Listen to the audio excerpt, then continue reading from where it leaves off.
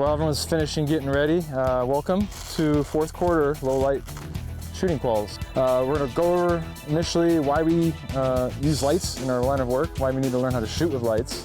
Key takeaway from tonight for night shooting: identifying your target and shooting the correct target. Fire!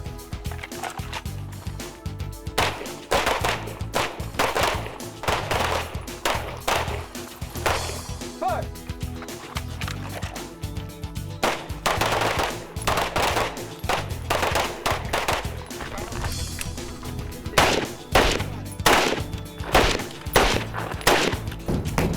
Round sitting in the truck. All right, use the cover. All right, move to your next piece of cover. Cut to the ankles. Center mass. Hit. Keep it up. Keep it up. Come on, there you go. If you can identify and select and make sure you hit.